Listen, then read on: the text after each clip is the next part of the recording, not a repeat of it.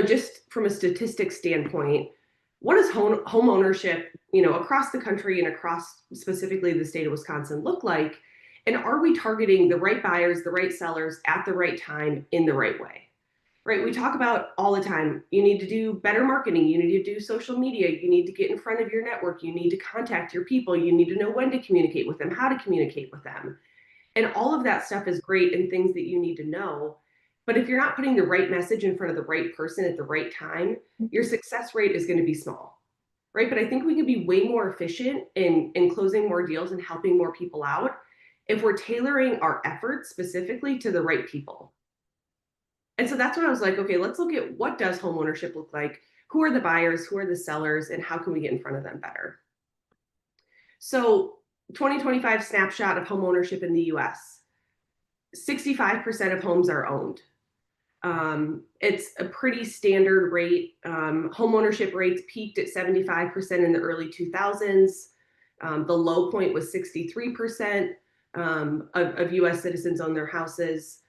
So we're kind of smack dab right where we should be as far as overall home ownership rates. But out of that 65%, right, who are those homeowners? By generation, baby boomers maintain the highest rate of home ownership in the state of Wisconsin out of any age group. So 80% of people in the baby boomer generation, which is 65 plus, own their house. 71% of people 45 to 54 are homeowners, and mid-career 35 to 44-year-olds, 60% of them. So you can see, right, this homeownership gap is starting to form between generations because baby boomers are holding on to a lot of their houses. A lot of them, right, are mortgage free. They've already paid their house off, or they have substantial equity positions. And this is important to think about and important to know, and we'll touch on it here in a little bit. But I think, right, just even historically, these rates have been trending up for a long time because baby boomers are aging in place at far higher rates than they used to, right? They're living at home, they're dying in their houses, they're not going anywhere, they're staying where they were, for 10, 20, 30, 40 years. And I think that's contributing heavily to the inventory problem that we talk about all the time. But not only are they staying in their house, right? We just talked about that strong equity position that they have. 42% of buyers in our current market are baby boomers, right? They're the powerhouse demographic of people currently buying properties. Compared to millennials, right? Only about 30% of homeowners in the market right now are millennials. And ages 26 to 44 have declined almost 10% in participation over the past year. So we're seeing this rise in baby boomer buyers, and we're seeing this drop off in millennials, right? Baby boomers are outpacing all of the younger generations in purchasing property. And that's important to know and important to think about. So why is this, right? Over, the entire country in the US, Americans 55 plus own over half of all of the homes, right? So the older generation is holding on to 1 out of every 2 pieces of real estate in the country. And they own 1 out of 3, almost 1 out of 3, 3-bedroom plus homes. So you have this baby boomer population who's staying in place, holding onto the real estate. And a lot of those houses are 3-bedroom plus, which is, we know, right? That's what families need, younger families need. And only 14% of 3-bedroom houses are owned by millennials with families. About a quarter of baby boomers' net worth is directly tied to their real estate. It's a larger share than any other asset that they hold. And so you have this identity, right, of baby boomers holding their net worth, holding their assets in real estate, and maybe being less willing to give those up. And so as we look at these stats, right, Wisconsin's family-sized homes remained locked in that baby boomer ownership, especially in suburban areas. We want all these young families, or we have all these young families who want houses to raise their families in, right? That's what they're looking for. That's the inventory they're searching, but baby boomers are holding on to them. And again, they have that equity in their house. A lot of them are mortgage free. And so they have less incentive to try to sell. And maybe, at the negotiating table might be less flexible or less willing to negotiate, which disadvantages the younger buyers. However, we need to start future projecting this too, right? Eventually, these people are going to move and they are going to downsize. And if this massive population of people that are holding out of 1 out of every 2 homes all start to release their inventory at the same time, we could have a massive flood of inventory, which would swing the market towards the buyer side. And then another thing I want you guys to think about, I think we heard Brian Buffini talk about this on stage at R4, but they're calling it the great wealth transfer. In the next 5, 10, 15, 20 years, as these baby boomers age out and die, there's going to be an estimated $53 trillion passed down from baby boomers to their heirs. And so this, again, not only are the baby boomers holding a massive amount of real estate, they're also holding a massive amount of wealth. And that wealth is going to be transferred down to these younger generations. And so as we think about what is real estate going to look like in 10 or 15 or 20 years, we're likely going to see a younger population with a lot of cash, which is great, right? And it should be our job and our desire to, right, help them reinvest that into real estate. And so start educating yourself on that, right? Have clear conversations with your older clients about what does your planning look like for selling your property or transferring your property, making sure that, right, these older homeowners are keeping their properties up to date and well maintained so that that asset retains its value and is able to be passed down or to be sold.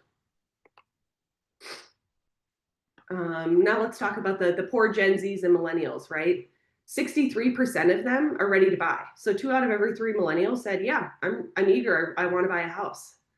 The other, 1/3 of them is saying, I'm pretty hesitant about entering the housing market right now.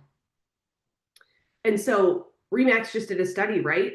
And it shows we have this strong desire for millennials to enter home ownership, but their market share is declining, right? And so these stats are in contrast with each other because baby boomers are still dominating the recent transactions. And so why is that happening, right? Why are baby boomers dominating the market and dominating purchasing homes when the majority of millennials and Gen Z say, hey, that's what I want to do, right? I really want to go buy a house.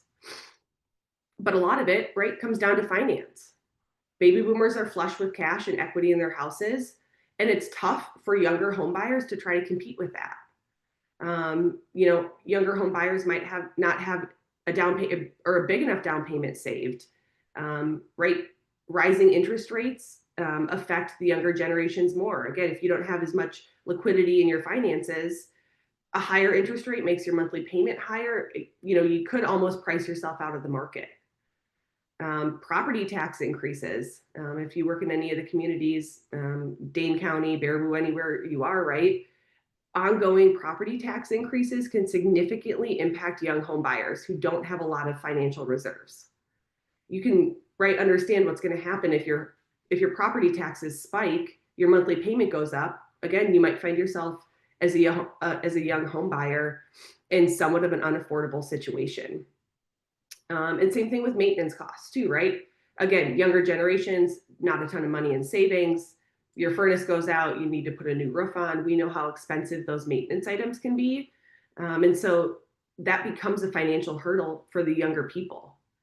And so understanding that, right, these younger people want to buy houses, but they need to be in a financial position where they're able to do so. However, this is the good news part of the section. Housing inventory is surging, right? It might not seem like that, but statistically, we've had 17 consecutive months of year-over-year inventory growth. Housing across the country in April was up 35% from the same time last year, which is incredible. And so I know it might feel like we're just kind of on the precipice of this, but I really do believe, again, like we were just saying, as boomers start to release slowly over time some of their pent-up home ownership, we're going to see more inventory. And so I don't know what rates are going to do. Nobody can control that. But if there's any glimmer of hope in this entire presentation, I hope you take that I do honestly believe that inventory is going to start correcting itself in the next few months, and obviously, of course, over the next few years as well. This is what it looked like in Wisconsin, right? In April, we had a 7.5% year-over-year increase. Seller confidence is growing. I think we've kind of been in this logjam of sellers who are, sitting on a under 3% interest rate, reluctant to sell. Urban markets are leading the way with double-digit growth in new inventory. A lot of people, right, are leaving the cities. May again saw increased listing growth, but days on market went up a little bit. And so days on market in May went to 24 days. So buyers are having a little bit more flexibility in making decisions. And again, we can look at all of these little stat points in this data to say, okay, this is what's happening with the market. We can start to see the clues about things maybe settling a little bit or shifting. June, right, new listings, we were almost 10% above where we were last year. We have had a 3-month supply for the first time since 2019, which is still a seller's market. I think anything under a 6-month supply is considered a seller's market. But again, right, the pendulum, you guys, is starting to swing slowly. And so I want you to be prepared for this. State forecasts continue with increased listing activity, hopefully around that 7 to 8% increased growth rate. I think we might have one of the healthiest fall markets that we've had in probably 5 years. And so this is all good news, right?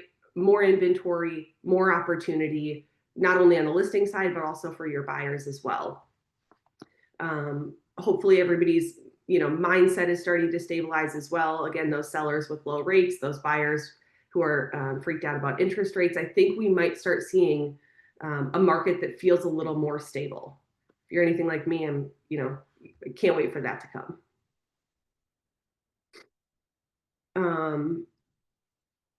So again, right, pace and price, the market is still moving.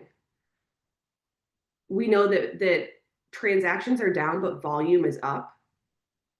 And that's okay, right? That just means the agents that are selling homes are doing well. And that's what all of you guys are. You're the professional, trusted, responsible, ethical, great agents in the marketplace. And so when you see stats like, there's far less transactions selling, that's not your problem, right? That's the problem for the agents that are doing one deal a year, begging for their next deal to come across their desk. So be the agent that's out there selling the homes in a market where volume is down. And so as you're having conversations out in the marketplace with your sphere, with your network, with your clients, right, make sure you understand what the market is telling us. And knowledge builds trust.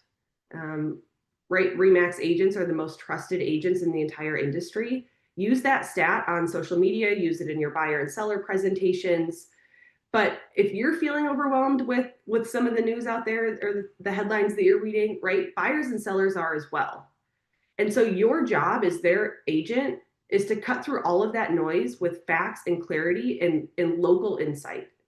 And we know that South Central Wisconsin and Madison specifically has historically always been pretty insulated from national trends, right? We follow them generally, but we don't see the big swings like many other, metro markets in the country do. And so as buyers and sellers are bringing up these things that they're reading online or hearing on the news, make sure you give them local insight into what's actually happening in our communities. Understand who's holding the real estate, right? It's baby boomers, and why it might not be hitting the market anytime soon. And so tailor your content, tailor your marketing, tailor your outreach to that generation. We talk about all the time, get on TikTok, do videos, post on social media, right? Baby boomers might not be seeing that message, or it might not be resonating with them. And so put a plan in place on how you're going to contact that generation of homeowners. And understanding, right, that every generation sees real estate differently. Millennials, huge desire to try to buy a house, but they're really financially strapped to do so, right? They're probably frustrated. They're frustrated with looking for not with not finding what they want, with not being able to afford what they want. And so make sure you, again, tailor your messaging and your outreach to them so that you have a message that resonates with them and a creative solution to help them get over some of those financial hurdles and enter into home ownership. Stats are tools, not scripts. And so I know I just sat here for the last 20 minutes throwing a bunch of stats at you, which probably felt a little overwhelming, but I want you to take, whatever piece of this resonated with you and use it to inform your clients. Use the stats that you need to support your messaging so that you get your messaging across in an efficient and effective way. And I want to leave you with this, right? We're not in a bad market. We're just in a different market. There's never going to be a great real estate market because everybody's going to find something wrong with it, regardless of what the market is doing. So we're not in a bad market. We're not in a good market. We're just in a different market. And that's totally fine. We just have to be able to be the agent that understands the market, understands how we can best serve buyers and sellers in the market that we're in, and then go out and effectively help them buy or sell real estate. Different markets create new opportunities, but they create new opportunities for agents that are prepared for them. And that's what I want you guys to be. Any questions? No, I would just say those are all really good slides, Reagan, and we're all having conversations with sellers who are still not extremely realistic with their pricing. And some of those that show your stats that show the increase in the amount of listings should be helpful in those conversations. Mm-hmm. So thank you. Nancy, why do you think they're not real? Like, why aren't they being realistic? Like, where's that coming from, do you think? Well, I think that's very typical. A seller always thinks their house is worth more than it is. They have so much pride in it, but they also just haven't kept up to date on the market, and they hear it's a seller's market and there's multiple offers and you can get a really high amount. So they always start their conversation with, well, how high can we list? Well, then it's that conversation about you list too high, you're going to sit on the market. And then I show stats like, look at these 3 houses that were listed and they've had 2 or 3 price reductions. They've wasted now 60, 90 days had they just listed at the proper price in the beginning. So it's just unrealistic expectations because of what's been happening the last few years, in my opinion. Yeah, I'll agree with that. Another thing that I want to throw in here too about, right, this transfer of wealth and this transfer of real estate from baby boomers to their, younger generations. I'm working with 2 sets of clients right now that are a group of siblings selling their parents' house. And so that's another area of opportunity for you guys to become experts in. Become an expert in an estate sale. What does it mean? What's the process look like? What paperwork do you need to have to make sure that these kids can sell their parents' home? And then how to communicate with a group of siblings who might not be always in agreement. It's kind of a unique process, different than just selling, an owner-occupied house. But I think we're going to see a ton more of that too, right? As this older generation ages out. And so educate yourself on that and become an expert and use that in your marketing as well. Yeah, and my mother actually just went through that, and she was telling me the offer she had gotten back, and it wasn't a bad offer. But she was the emotions were extra because of the passing of a parent. And I said to her, I said, your realtor is not saying take it, but they're advising you, if you don't, they can't guarantee what the next offer looks like. It could be lower, that like you guys know that. And I said, you're too emotionally attached to this because you have to let go of like now this other layer of your parent.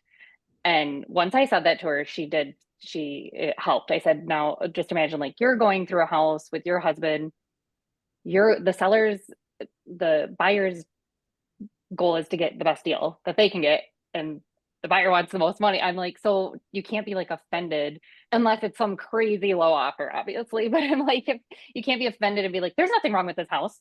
Like, she was so defensive, and you guys probably see that all the time. Yeah, for sure. Like sometimes the first offer is the only offer. So I've had that conversation before. Unless you're getting multiple offers, you've only got one offer, but you've had 10 showings. this might be your best offer. So that was really good advice, Shannon. Yeah, I'm like, you can't fault the seller for trying to get a better Or the deal. buyer. Like or well, yeah, the buyer, yes, the buyer for a better deal. Like that's how it works. And just so letting her take like a step back and looking at it from a different lens definitely helped. So Awesome. Well, I hope you guys have a great week. Happy Tuesday. Reach out if you need anything, and thanks for showing up today. Thanks, Reagan. thank you.